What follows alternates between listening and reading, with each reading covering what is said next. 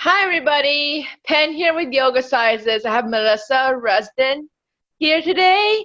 Super excited for her to be on. She is an intuitive healer, and she has this program called Open Heart Journey.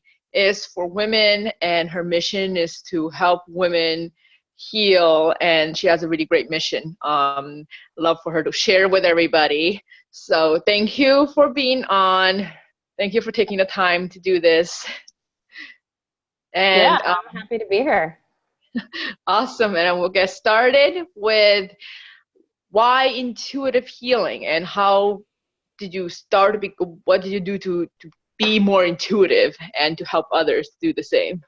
Yeah, it's been a very long journey. I started with the journey of being in the self-help environment about 15 years ago. Was going through some difficult times, divorce.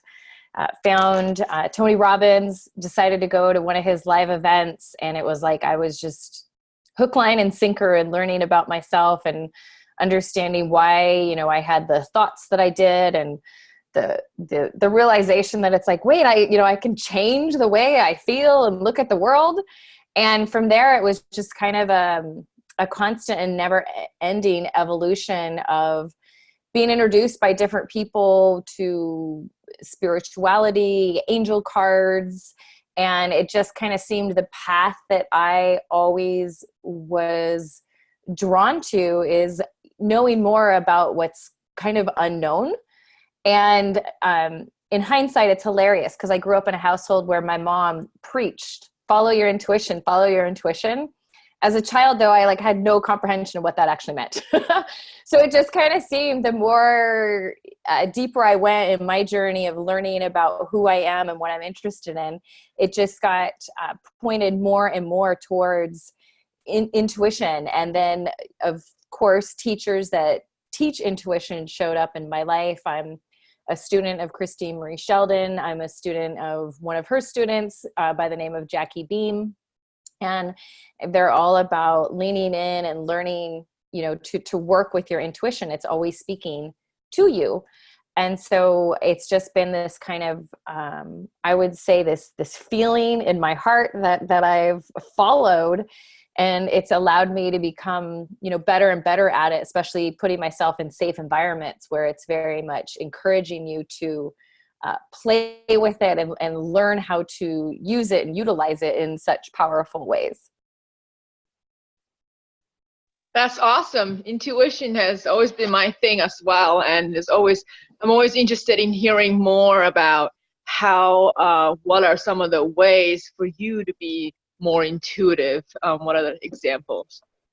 Yeah, I mean, I think more than anything, it's a journey of just taking off the layers of what we're conditioned to not believe. It's like believe in the unexpected, believe in what you've been told is not accurate. It's this, I think it's just like evolution of just really leaning in and trusting who you are, trusting what your gut tells you. And, it's not like it's a one thing and you're done. It's just like kind of a constant evolution, even it just like the little nudges of like, I should bring a sweatshirt tonight. And it's like, it's 98 degrees out. Why would I bring a sweatshirt tonight? It's so easy to dismiss it, but something in you communicated, bring a sweatshirt. And so it's just following, bring a sweatshirt. And it ends up you're in an air conditioned room when you thought you were going to be outside.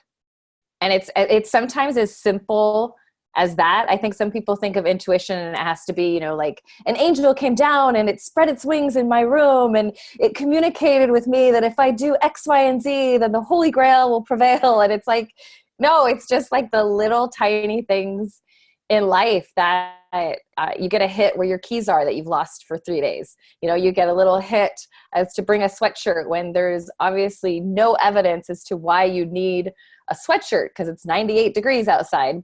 But you bring it anyway. And I think those are the things that really feed the confidence in learning how to pay more attention to your intuition and listen to it. Because there is magic and wisdom in your intuition. So do you do like meditation or breathing exercises, or like, you know, I know I've experienced it as well. Like a thought comes in, and then sometimes it could just be a thought, and sometimes it could be actually something that's going to happen, and I knew in advance type of thing. How do you differentiate that? Yeah. So just to be clear on my teaching, so my mentors are the ones that taught me how to access my intuition.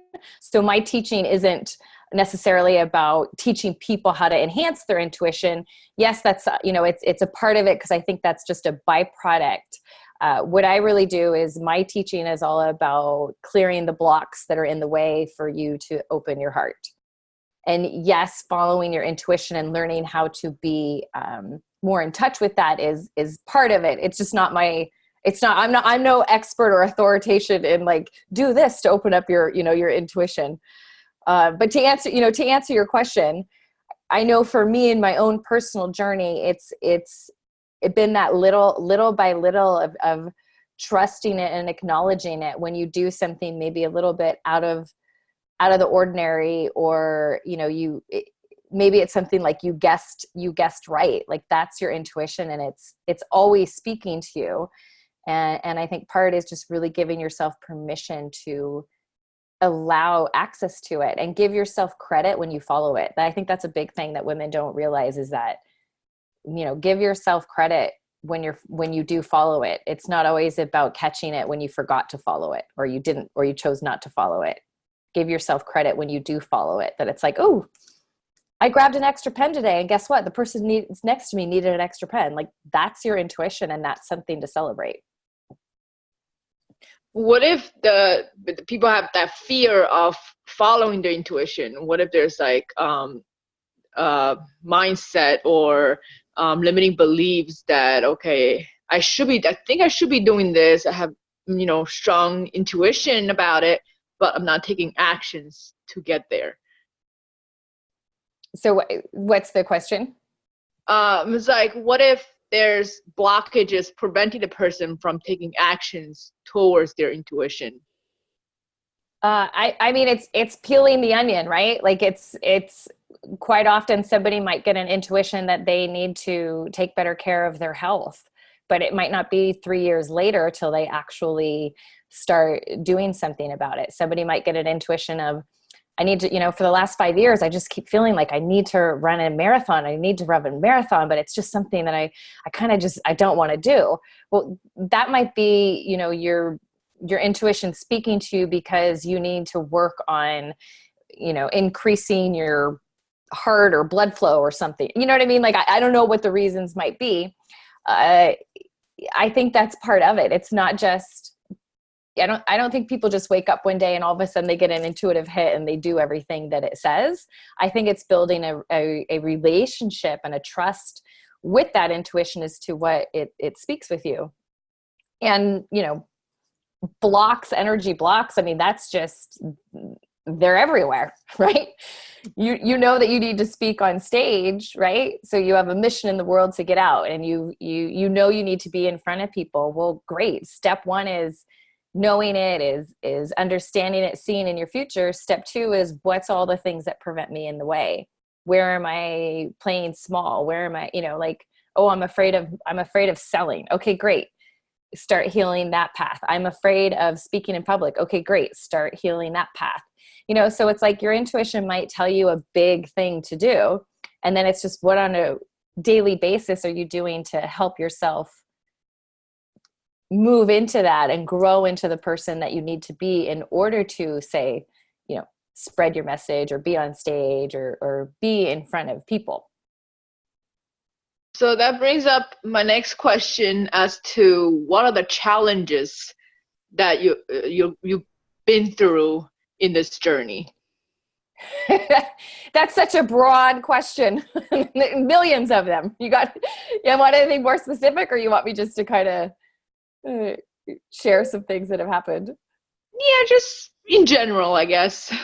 Yeah. I mean, one of the big things that started me on the journey was I went through a divorce. And so it started me healing all of my relationships and I think one of the most important relationships that each one of us has is the relationship that we have with ourselves. And so it's taken me down a path of learning who, who I am at the core, and learning how to change the way I communicate, change the way I interact. I'm very much nowadays, when somebody triggers me, I kind of look at what am I meant to learn? And I take ownership and responsibility of something somebody else did has triggered, maybe a fear or an anxiety or a stress inside of me. And, 10 years ago, I would have thought it was all about them. And now I really realize, okay, there's something going on with me. The universe is trying to help me heal and release a limiting belief, a limiting block, an old story. There's just so many different things to kind of take a look at. And so for me, it's just that constant edge of growth. That's a top value of mine. And so it's like, what do I need to push through or move through or release or learn in order to get to the next step? So for me, over the last how many years that I've been doing stuff, it's just been kind of, I feel peeling away the layers that keep me from not being who I truly am. And I know it sounds a little cliche, like be who you truly are. It's just, I really believe like that's a lot of what our path here on planet Earth is about, of taking off the masks and releasing the veils that keep us hidden. And it's not always about being somebody like having some huge message or being big out there. It might be somebody that, learns how to stand up in a boardroom meeting and share a lesson with people. Like sometimes that's huge for people. And so there's no right or wrong on what path you're on. It's just, I think more than anything, following the little nudges and the little bits of intuition that lead you in the way that you want to. And finding that can be difficult sometimes, and it can be easy depending on like the direction, right? Or it depends on what you're going through at that moment, and if there's extra like external factors playing a role in those things. Yeah, and sometimes life throws curveballs at you. Sometimes, it's a loved one gets sick. Sometimes you get the flu. I mean, it's kind of, life is a fascinating and beautiful journey. And it's kind of like, how are you going to show up every single day? And what are you going to do to help get out of your own way so you can do the things that you want to do. Right. Speaking of the everyday thing, do you have a daily routine that you follow? I do. I wouldn't say that I'm 100% religious with it, but I would say that I have my intentions of, I try to have some every morning, some time for myself, even if sometimes some mornings it's 2 minutes, but I do some meditation. I do some visualization. I do something called priming that I've learned in the Tony Robbins world, which is a breathing exercise, and some acts of gratitude, of just like being in that vibration and that appreciation of gratitude. And I try to, and some exercise. So my intention is always do that, and as much as that I can each morning, because I find that the more regular I am on that and filling up my bucket, it's the whole, being on an airplane and giving oxygen to yourself first. The more I give that oxygen to me first, then the more open-hearted I am, the more giving I am, the more I like who I am, the more I go through the day. And even when something hard happens, I handle it with more grace and ease and trust. And so I think that is important, to find that routine of giving yourself oxygen. What's that self-care and that self-love that you can do on a regular basis or a daily basis to really fill you up and fill up your heart. I love that. That's so true. It's so really important. So priming, can you go into, I've heard about him mentioning it, but I kind of don't remember that it's the steps and how to do it. Can you explain a little more and maybe explain or demonstrate what to do with priming? Yeah, I mean, the best thing I would say is if somebody's, if it calls to somebody, I would Google, Tony Robbins and priming, because he does really go through it. But it's a breathing exercise that you do with your arms. There's a I forget what some of them are. There's another one, it's called like fire breath, or there's some other name I know where they do some stuff with their arms and hands, but you do some breathing with your arms, and you do it you do a certain way. It's nose breathing, and you breathe into your chest, and he goes into all of that because that's his tool. And then he goes through you go through a process of feeling a few minutes of gratitude, a few minutes of bringing light from above and below into your body so you can heal your body, and then also future pacing and visualization of 3 goals that you want to accomplish. Mm-hmm. And so he can walk you through that if that's something that speaks to you. And his ones that are online are about 20 minutes. But when you learn, with any tool, when you learn how to do it, you can do it for 5 minutes, 20 minutes, 2 hours. You can do what you want that speaks to you. Okay. Awesome. That's a good thing to look into. So your program, so tell us more about that. Yeah, so I'm just starting a program called the Open Heart Journey, and it's all about doing meditative energy clearings to help you release the blocks that are in the way from having an open heart. For me, everything you want is on the other side of having an open heart. So if you want more love in your life, it's about opening your heart. If you want more money, it's opening your heart. If you want better relationships, open your heart. And so I have putting together a program for the month of September for people to go through and go through these meditative energy clearings, where it's about releasing blocks, karmic, DNA, generational, spiritual contracts, past life stuff, mom stuff, dad stuff, a whole bunch of things that we just accumulate through our humanness and being a human in this lifetime, karmic stuff. And it's just all about releasing that. And what I take my clients through is just a deep meditative process to just follow along on a guided meditation. And, for me, I'm very visual. So I visualize energy actually releasing off of my body. Some people are going to physically feel it. Some people might hear it. It just kind of depends on how things that get communicated into you and out of your body. If you're really visual, if you're very auditory, if you're very kinesthetic, it's going to hit a lot of those different things. And to me, I think we need a world where more women are walking around with an open heart, because I think that's also what is calls out the masculine to rise up. So I think that's just about the feminine opening and healing and releasing what's in our way.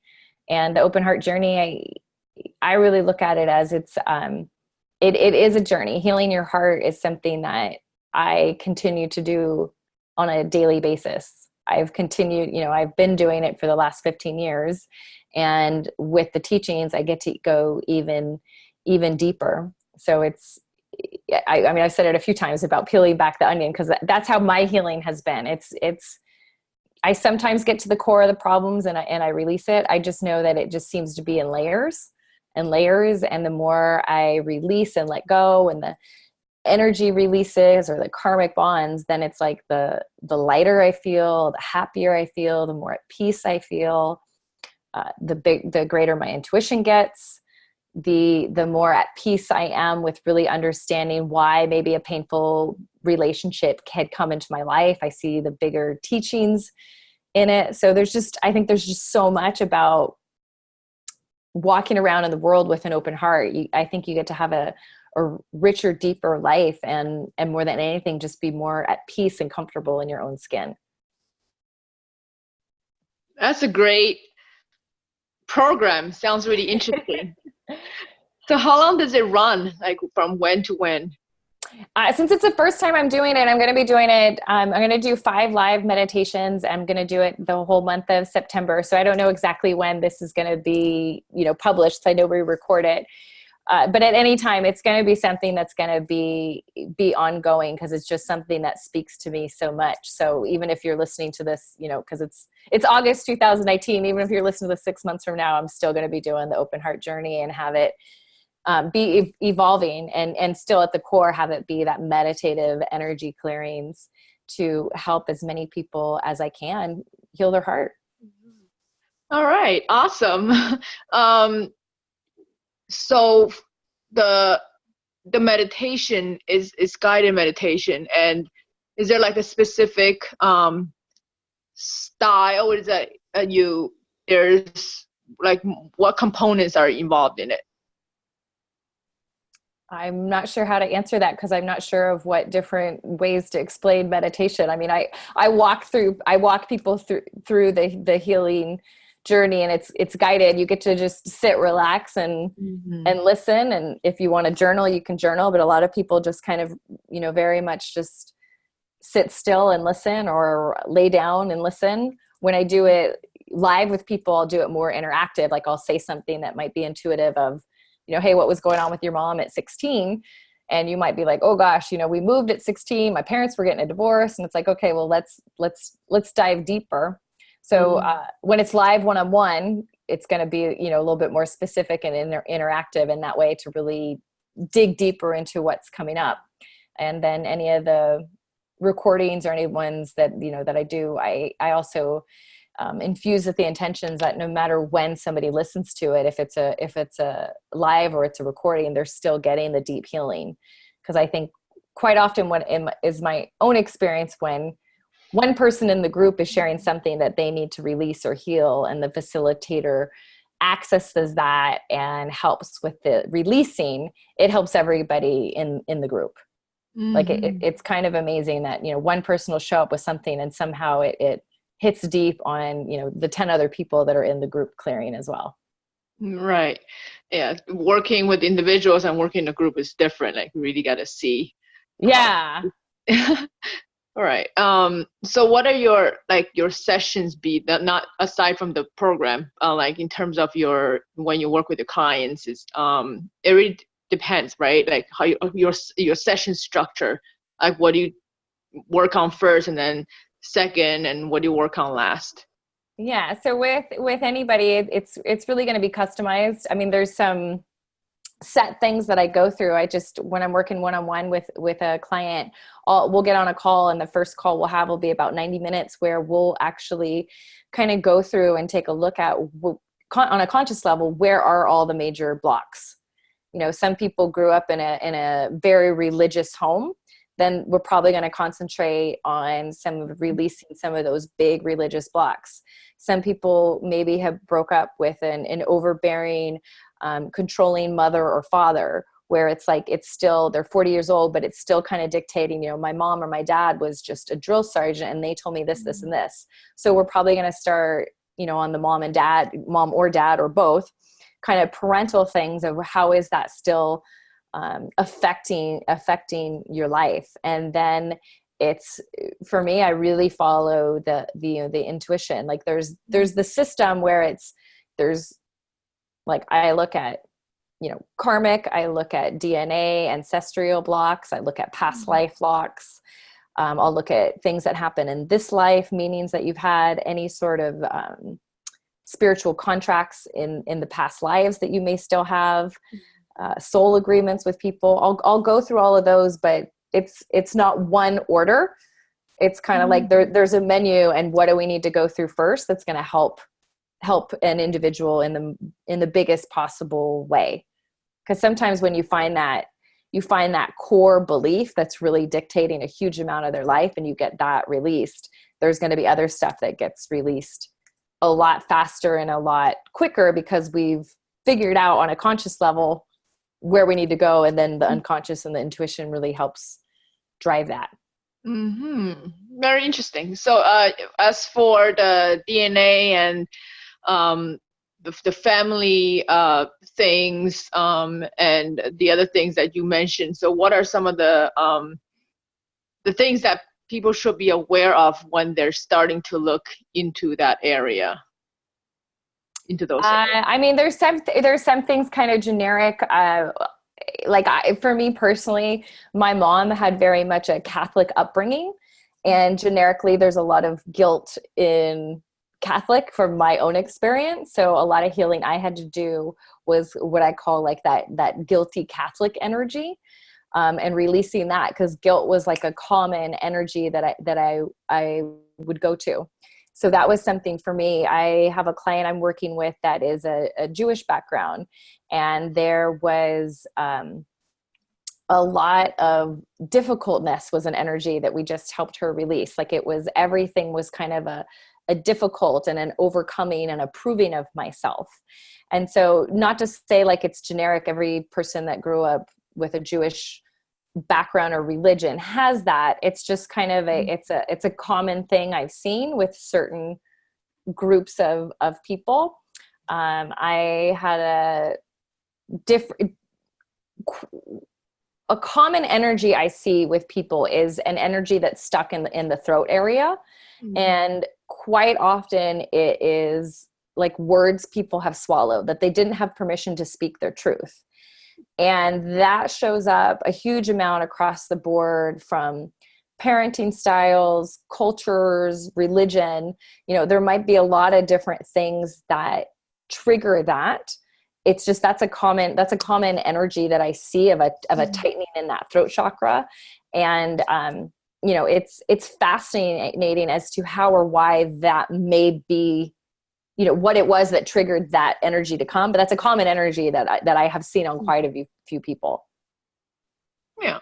Interesting. Because I've noticed, I've experienced like some difficulty in that area, but I've gotten better. So it is, yeah, I've noticed that as well, to voice themselves. Right. And right. Cause that's, we speak and we communicate with that. So it would be common, I think, in a sense of, and it's also for the self-help world, is learning how to speak your truth and learning how to be who you truly are. And so you will see lots of blocks. And then what causes that can be a whole bunch of different stuff. But I do see some of the kind of common things that we hear about different cultures or religions in our society, some of the generics that we do joke about, I do see that also energetically showing up in people. Mm-hmm. I have some clients that are like they might be a mix. They might be a Japanese descendant, a Chinese descendant, and there is a lot of energy in there about like pride and having their parents be proud of them. Right. And that's kind of very much kind of like a generic thing we'll kind of notice in society. And then you really notice it also like, oh, and they're also carrying around that energy, because that's also kind of an energy of expectation in a lot of the families. Even it could be an American family that they don't actually experience any of those kind of traditional expectations, but yet the energy is still there because their grandfather dealt with it, so that they're kind of still carrying that energy forward. And I look at it this way. The majority of people that are probably watching this, that follow you, that are connected with you, are on a spiritual journey and are on a journey of awakening. And quite often I look at it that we are the lucky souls that to get to do, we've been chosen, or we have chose, depending on who you are and what you believe, to be the ones that do a lot of the healing and the collective healing for our families, us and our siblings. Quite often you'll notice there's people who are self-help and they're in self-help, nobody else in their family is, or it'll be the exact opposite where everybody in the family is in it and on that journey. And it's like, we get to be the lucky ones that actually get to help heal. And when we heal, all the relationships in our family also change and heal. So it's kind of a cool thing to be able to be on that journey. And it's also can be exhausting at times, because sometimes our stuff is in our face. That's so true. I definitely agree with you. So how do you deal with what are your strategies for dealing with like everything coming at you and dealing with healing other people and their energy affect you? How would you protect yourself? Yeah, well, I learned long ago, if I am in the belief and the language that that person is an energy vampire, or oh, it's the Mercury retrograde, right? So there's a lot of language that's common in the spiritual world where when you take a step back from it is very much victim.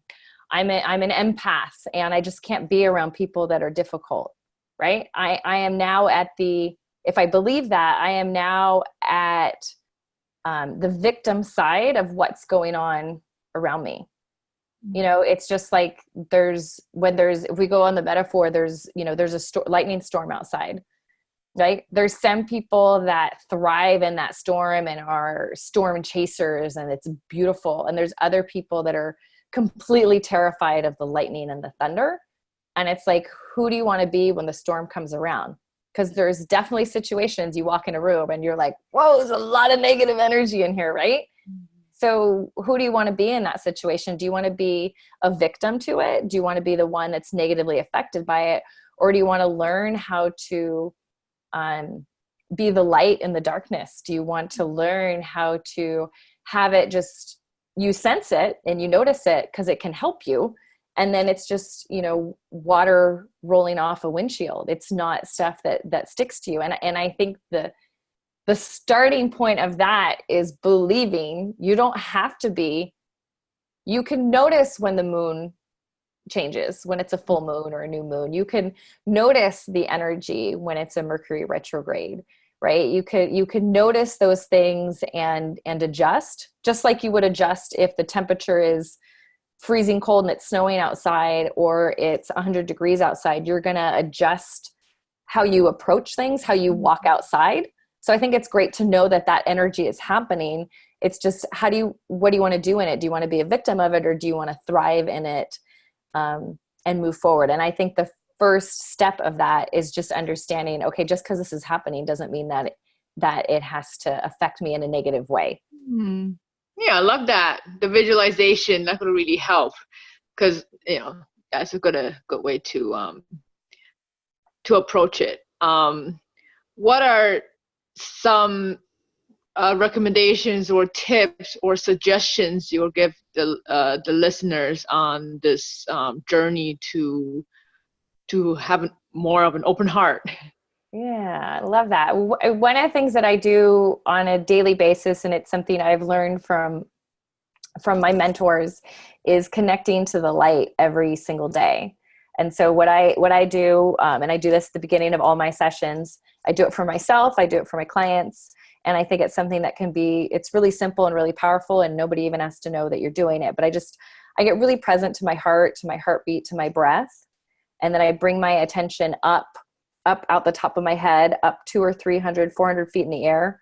There's a vortex up there, and it's just like, even if you think back, if people pray, there's just a certain point you go up and you're like, oof, I'm dialed into the universe. I'm dialed into that light.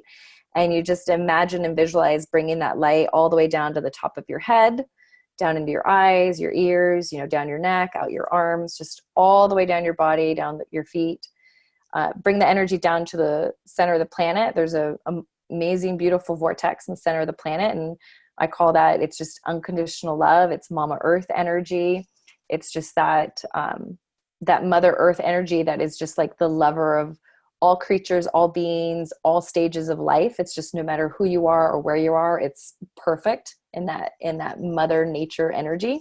And so just bring that unconditional love and that energy up from the bottom of your feet, up into your knees, your hips, and up to your heart. And then what I do is expand that energy that's in that heart space, just 360 degrees, every single direction all around me, and just expand it out, like bigger than the room, bigger than the building, bigger than the county, the state, the country, and just expand that out bigger than the planet. I usually take it all the way out to the edge of the moon. And then there, it's like you really feel how vast and beautiful and massive like this soul of ours is, this being. And then I say things like, you know, I'm an infinite being having a human experience. And one of the clearing statements that I've learned and resonate with is that you can ask questions of like, well, what would it take? What would it take to easily and effortlessly release energy? What would it easily and effortlessly take to open my heart? And then anything and everything that's in the way of that, clear and transmute across all time, dimension, space, and reality. And that's a saying that it doesn't have to be perfect like that. I think that saying comes down from the teachings of Access Consciousness, I believe. And for me, then I just kind of go through a process of where I sense stuff and where I feel stuff. So, you know, anywhere I'm blocked, clear and transmute across all time, dimension, space, and reality. And I just kind of follow along as to what's going. And sometimes I say things and sometimes I don't, but that connection to that white light has been a lifesaver for me. And when I first started doing it, I mean, I sometimes would just bring it in, you know, like a little bit, and just really meditate in bringing that white light. And it's just that imagination. It might be a different color for you. For me, it's white light. I was taught, and I also like to teach, that whatever it looks like to you, it might be a bright fluorescent purple light to you. And it's like, that's okay, because that's what shows up in your mind's eye. That's what shows up in your intuition. There is no right or wrong in the colors. There is no should or shouldn't be a certain thing. It's just like, if that's what feels right to you, and that's what feels clean and pure, and it's just that just divine energy of love, light, and truth, and it shows up in a different color, go with that. Like there is no right or wrong in that sense. In the teaching that I've been taught, and with what resonates with me, if you're a firm believer that it has to be red light or green light or blue light, like if that's what works, then that's what's right for you. Right? Like it's about working with what's right for you, and things evolve and things change. You know, 5 years from now, I might say it's a different color, because that's what's showing up in my mind's eye and my psyche. And I think that is one of the best things I have learned on trusting your intuition, is that whatever you feel into, whatever you sense, it is accurate, because we're all tuned in with our intuition a little bit differently. And so trust, learning to really trust yourself more, and trust, like, okay, like it's this, it comes in as red, or it comes in as blue, or comes in as the shape of a frog. I don't know. Like it's not wrong. It's bad. It's awesome. That's just how things show up in your mind's eye. Wow. Beautiful. I love it. How do you, it would be weird to ask this, but could it change on a daily basis though? The colors? It can, right? Yeah. I mean, I think there's just how people, you know, how it works for you is how it works for you. And if you are in that vibration of healing, that if what you're doing on a regular basis makes you feel better, makes you feel brighter, makes you feel lighter, makes you feel more open, makes you feel more seen, then I say do more of that until that doesn't work, and then try something else. It's just like with exercise, right? Some people are diehard runners and they're going to run their entire life. And some people, they ran for 2 years. Now they do weights. Now they're getting into swimming, you know, and it's like, neither one is better than the other. It's just for that individual, one way is better or the other. And also I think that person needs at the same time. Yeah, like you need different things, especially like the women, the feminine. I mean, we're all, you know, there's just so much dance and flow and flexibility. So it's like, you know, follow the